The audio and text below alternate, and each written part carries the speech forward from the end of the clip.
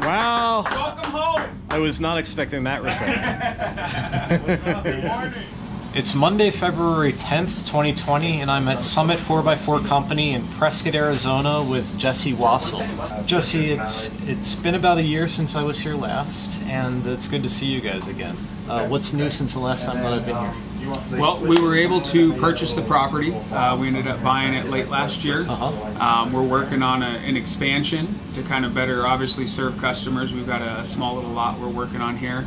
Hopefully within the next year or two, we'll have that expansion going. We've added a few more guys, so business is going really good. Cool. Yeah. I appreciate you getting me in.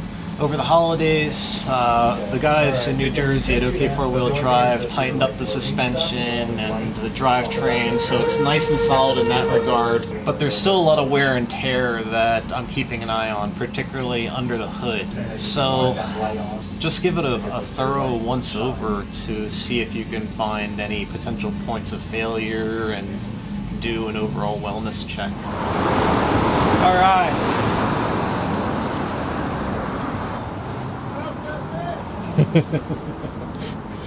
How you doing, Jaime? That's what I love about this location, man, is you get to wave to everybody. So, all right, let's take a look. See how the flop added some character? I love it though, man. It's got a story to tell now, right? Yeah, it does. It does. Yeah. I'm happy to fix the fenders, but I'm gonna leave the dents. I think they're a nice touch. Right on, man. Cool. Love seeing this thing kind of evolve as well, man.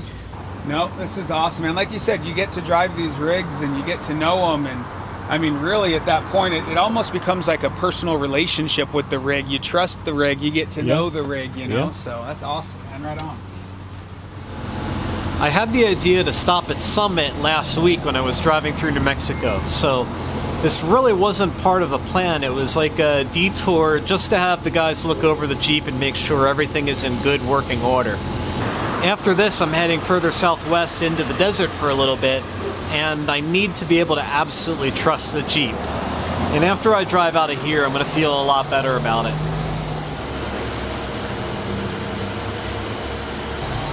So I'm getting a lot of bearing noise out of the tensioner pulley. Oh, that's good news. Yep. Yeah, it just sounds like a bag of marbles just shaking it. It's kind of how to explain it. Yeah. So.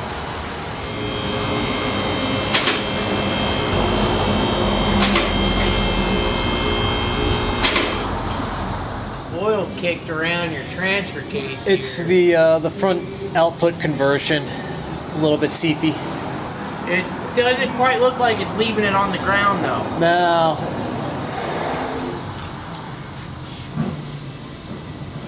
Anywhere.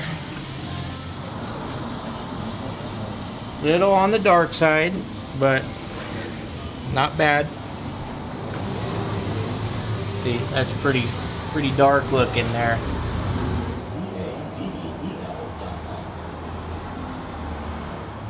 What do you got so far?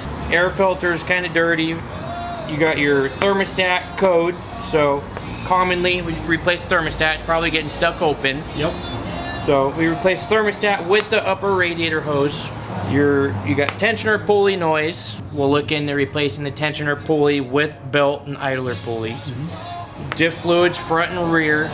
We'll look into the transfer case output seal because that shouldn't be leaking like that. That wraps that up, man. You're doing pretty good keeping up on this thing. Thank you.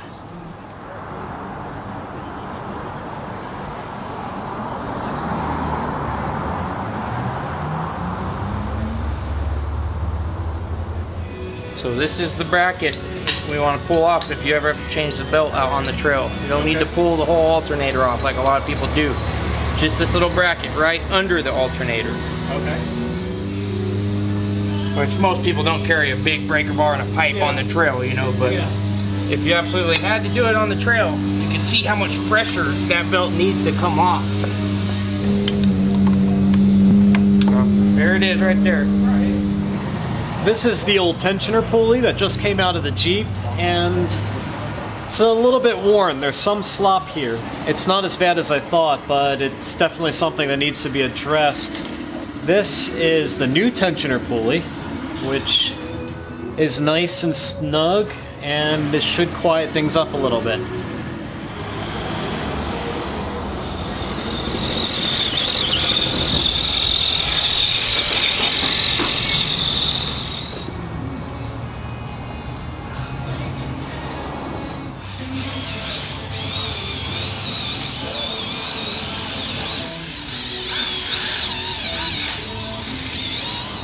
We like using the factory parts. Some of the aftermarket ones just have funny fitment. We've had issues with them leak. You get the factory unit, comes with the new thermostat, O-ring, everything. I've been getting a check engine light with the code P0128, which points to the thermostat being stuck open or closed or just stuck. So Jesse's replacing that unit with a new one, and this is the old one. Hopefully that check engine light will go away.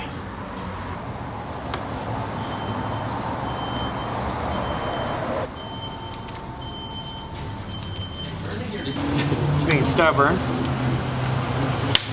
And bam, that hose is sealed.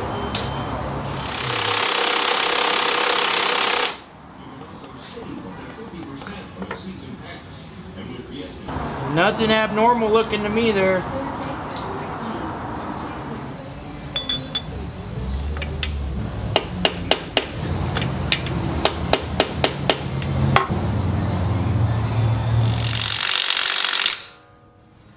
Who tightened that? Yeah, I like Loctite a little bit. Alright, yeah. That would get pretty annoying, I'd say. That's the high mileage additive? This is the high mileage additive. You know, as you get higher mileage, the tolerances open up on these bearings and stuff. Yeah. So it's just gonna really help with engine noise. Okay, more. Okay, hold slow. Okay, hold it right there. Okay, go up. Okay. Yeah, I like that, man.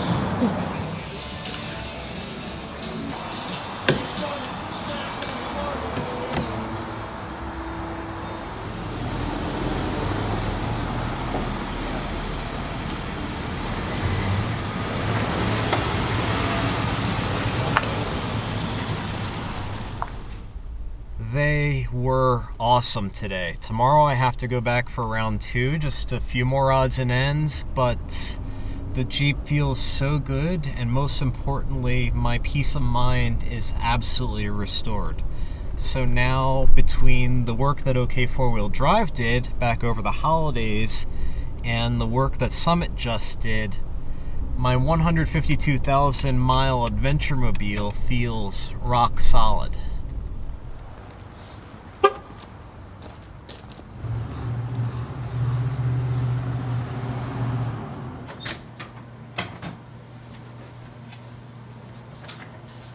Okay, Hotel Vendome, my favorite place to stay in downtown Prescott, Arizona. That's right, I've stayed here before, and tonight I'm doing so out of convenience since I need to be back at the shop in the morning. But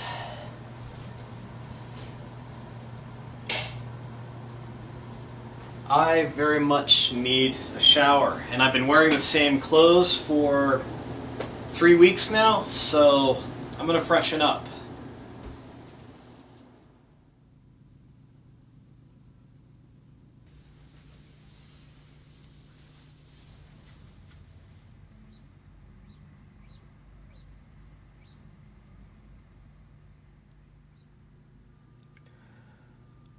Snow last night.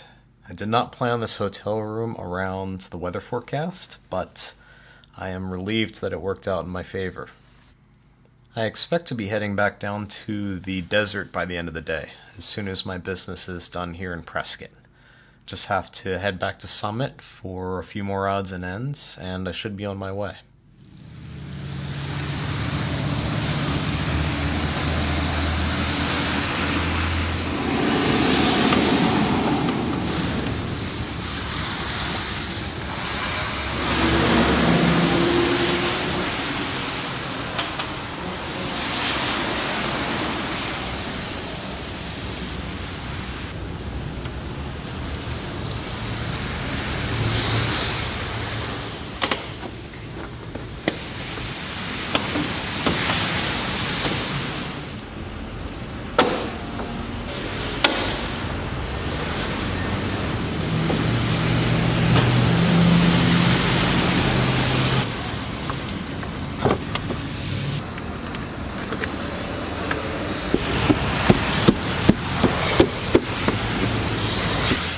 Okay, Jesse Clark worked the magic on my Jeep. He's had hands-on with my Jeep for the past couple of years now. Does a phenomenal job. A rock star in the shop. So thank you. Thank you. Can I give you a hug? Yep, honored to work on your Jeep. This is an awkward camera. Well, great. Now I see him asking for a raise next. Thanks, Chris. Appreciate it. But yeah, man, it's like I said, it's always awesome to have you come in here. It's always my pleasure. welcome. I love being family back. here, man. All right, my business in Prescott is done for now. My visit to Summit was, well, let's just say that they instilled a ton of peace of mind in the Jeep, and I couldn't be more grateful for that. And I think we're good to go. So that's what I'm doing. I'm heading southwest, and once again, we're on the road looking for adventure.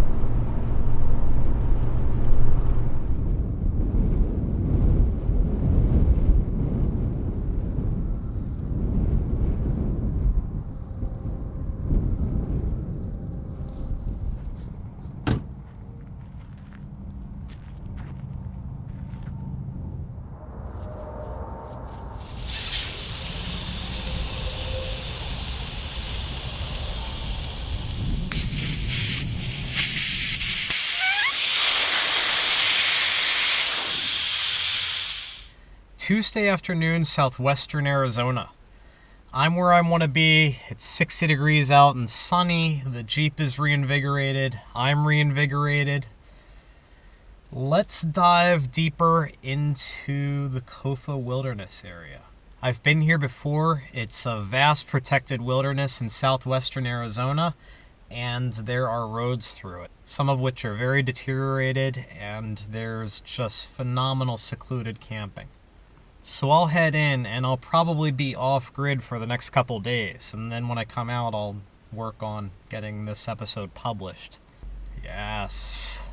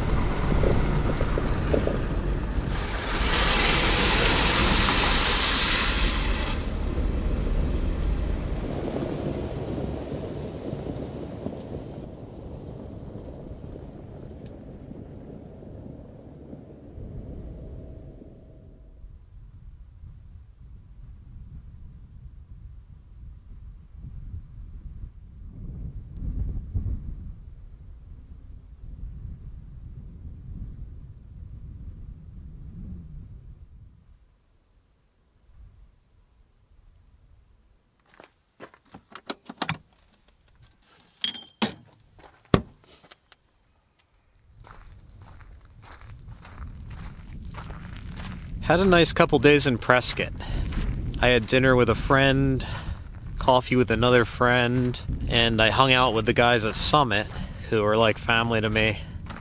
Not to mention the nice accommodations in the hotel. I think I got spoiled in the past couple days. Just comfort, warmth, socialization. Desert feels a little bit lonelier tonight than I think it normally would.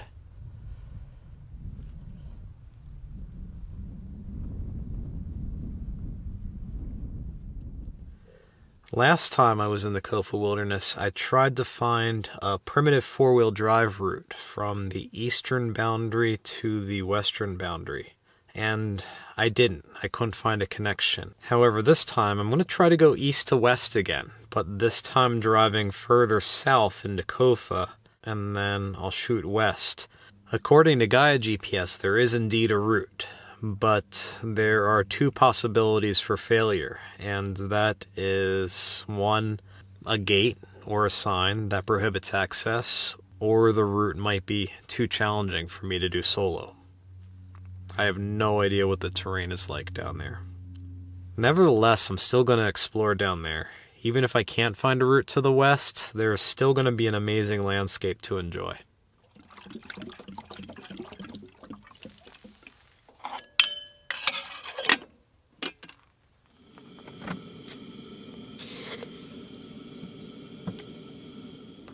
There is not a soul out here.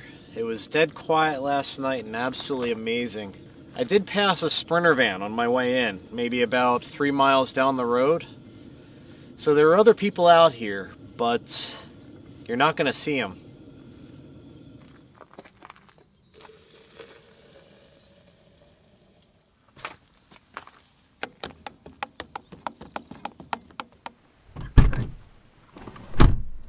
All right, Wednesday morning, coffee is made. Let's head out and try to find the secrets that the desert keeps. See what we can find.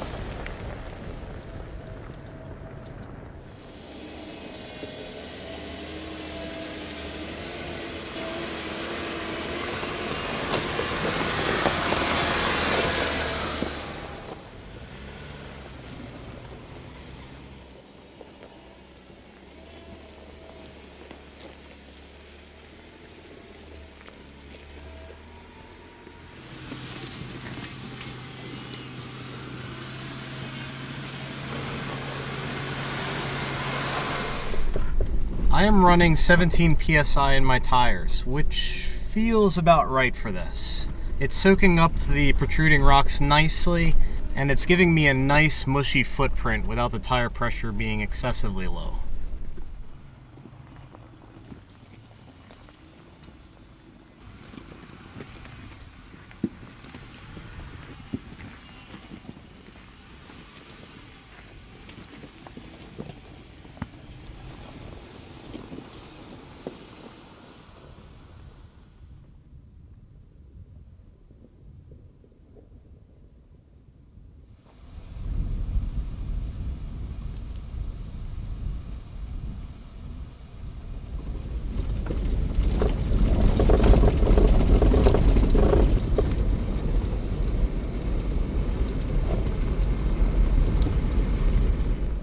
The Kofa Wilderness is one of those places that makes you feel very, very small. Big Bend Ranch State Park and Big Bend National Park have a similar effect. It's just a vast, sprawling wilderness area. It makes the world feel big, and it's nothing but you and the great outdoors.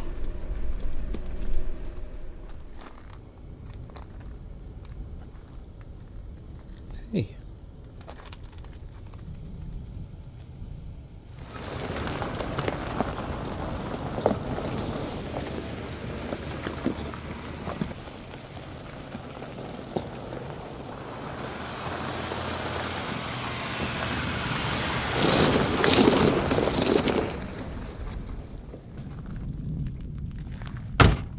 I'm about 40 miles into Cofa, that is north to south, and this is a beautiful section of desert track. The track itself is well defined, and at this part at least, it's not too technical and very lush and green. But it's 1 p.m. on Wednesday, and I'm going to grab a bite to eat.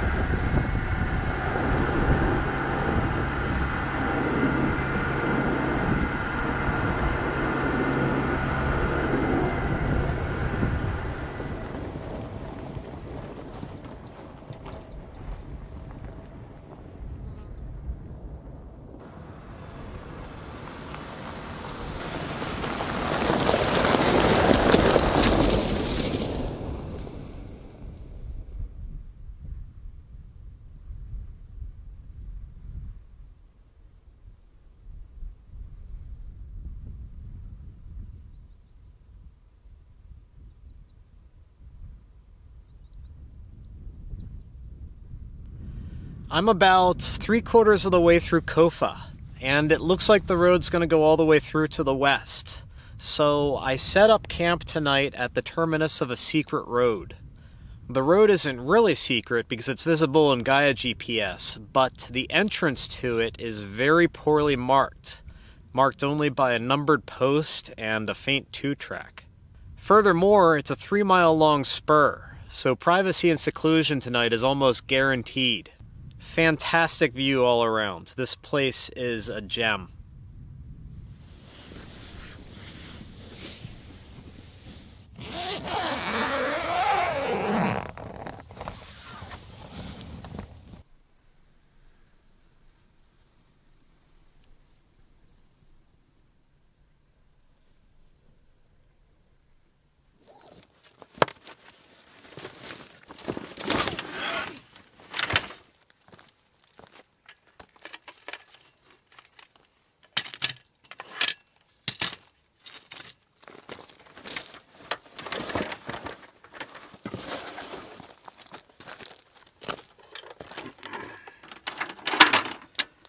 When I was in Santa Fe a couple weeks ago, the day after I recorded that clip of my old camp table falling apart, I went to REI looking for a replacement. And I went in and I asked for a square table, just like my old one, and they didn't have any in stock. But what they did have was this slightly larger table by Mountain Summit Gear. Reasonably priced, sturdy, and the form factor is relatively compact when it's folded up. At first I was like, nah, it's too big, but after looking at it for a little bit, I think that it's a good value. I don't know anything about the brand, and I didn't look at reviews, so time will tell.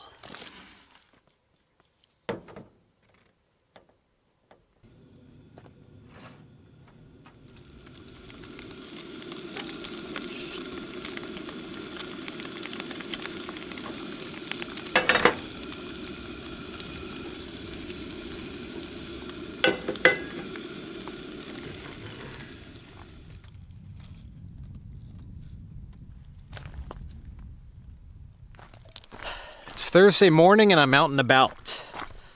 Before I break camp and head out, I want to explore this amazing landscape around camp a little bit. And then when I get back to the Jeep, work my way west out of Cofa. I was looking at the map last night and it looks like I've got about 20 to 25 miles until I get to Blacktop.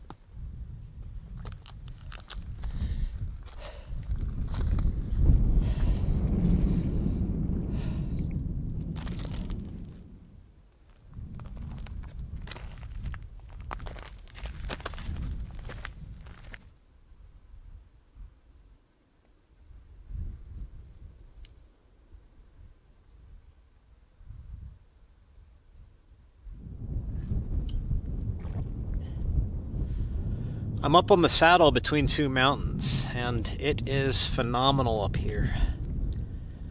According to the GPS, I'm just less than a mile from the Jeep, which is just a speck all the way down there in the valley. Feels a lot farther given the ascent.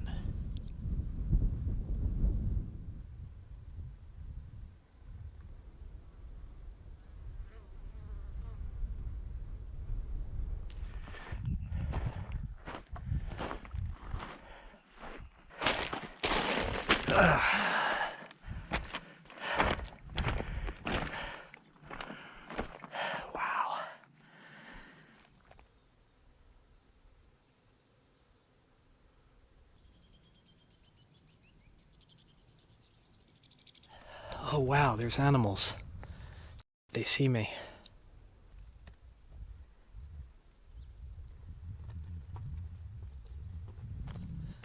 This is why I absolutely love exploring around camp on foot, because there's always so much more to see than beyond where your four-wheel drive vehicle can take you. Except I do have cactus spines in my ankle because I was talking to the camera. But man, even the stabbing pain from the cacti makes me feel so much closer to nature.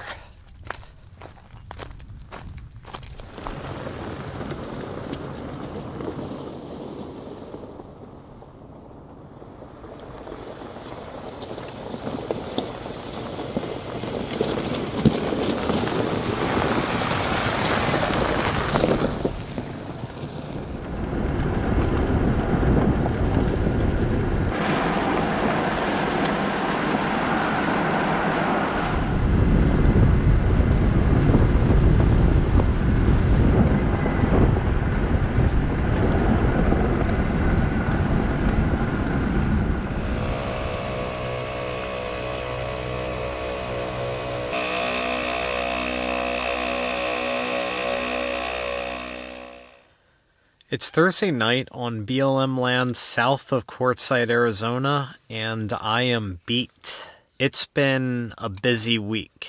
Huge thank you to my friends at Summit 4x4 Company in Prescott, Arizona. You guys, Jesse, you did a great job. The Jeep feels great, and I have so much more peace of mind. I just turned 153,000, and the Jeep feels like it has a new lease on life. My route through the Kofa Wilderness was also a huge success. That was a notable backcountry route. I don't know how many miles total. Let me see. About 75 miles from pavement to pavement.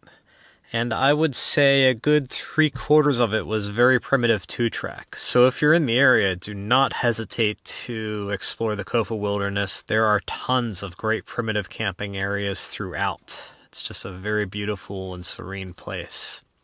Important to note, I was looking at the calendar, and the event that I'm attending next week, the American Adventurous Desert Rendezvous, starts on Thursday, February 20th. So the event itself coincides with my video publishing schedule. So next week's episode is going to be a couple days late. I'm going to wait until after the event is finished to publish. So with that, I'm going to call that a wrap. Thank you all for following along. I hope you all enjoyed this week's adventures, and I will catch up with you again next week after the event.